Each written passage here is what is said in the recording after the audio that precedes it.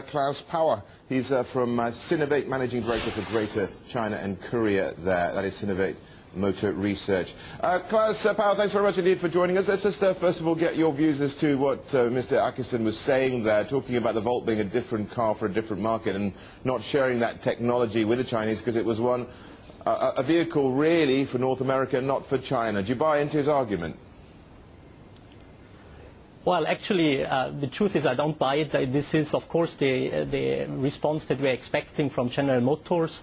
I mean, at the end of the day, what happens is that these international car manufacturers, not only General Motors, but the others also, they do not really want to share the technology and specifically the forward technology with the Chinese partners because they know that they are growing future competitors. So I think this is an argument. Of course, they say it is not for the Chinese market, but the truth is that the Volt is working as well in the China market as it would work in the US market. But on the other hand, of course, at the moment, electric vehicles, also the hybrid vehicles, have still very much many obstacles because infrastructure is not clear. So there is, of course, a hesitation of consumers to buy these vehicles. Well, he mentioned in that interview that they've got 10 joint venture partners of different forms. Now, do you think that's a scattergun approach, and would you prefer them to have a more deeper relationship with fewer partners? Well, the truth is that actually they have two partners in China. The biggest one is Shanghai Automotive, and all the joint ventures that they have are basically around with Shanghai Automotive. They are also in the light commercial vehicle active, where they have a smaller joint venture with FAW. But the major issue is, and the major operations are with Shanghai Automotive, because international car manufacturers can only have two joint ventures in China. And we must say that in reality, I mean, overall speaking, they're doing very well. I think the partnership between General Motors and Shanghai Automotive is certainly one of the best that we can see in China overall.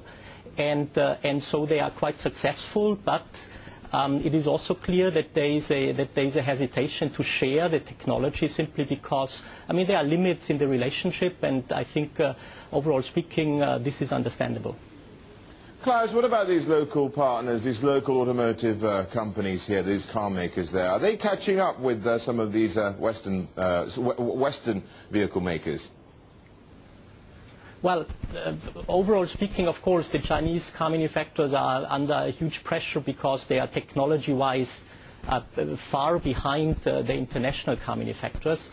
And one of the objectives of these joint venture constructions was and still is, of course, that they have some technology transfer and can benefit from the know-how of the international car manufacturers.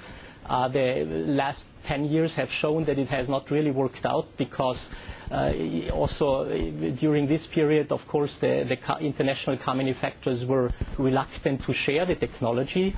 We have now these indigenous brands where the joint ventures create a new brand, and this is where, for example, also General Motors have just recently announced that they will develop together with Shanghai Automotive electric vehicles. So I think there is a willingness to work together. There is a willingness, of course, because afterwards it's a question of the international intellectual property rights, but they don't want to share what they have, but they are willing to go forward with them and develop together.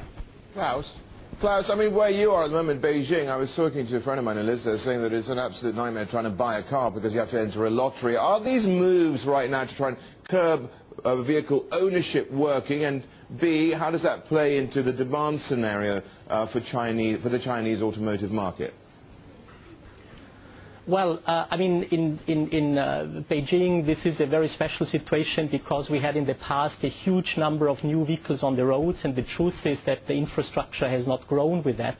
So the government here, the Beijing government, tries to curb the sales. This is why they have drastically limited, and you have to go into a lottery.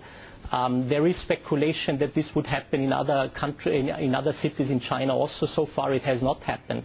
I think overall speaking, what we need to see is that in the past 2 years the passenger market has just grown too quickly.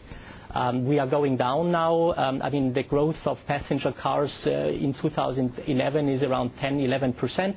I think this is a healthy growth, and I think the future perspective of the market is still in this growth logic, but it cannot be too quick because otherwise it is just the country and the cities cannot absorb it.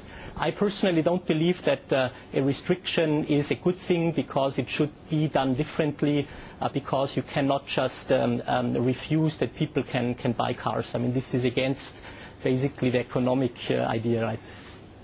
Klaus, thank you so much for your time. Klaus Paur, Paur there from Synovate Motor Research.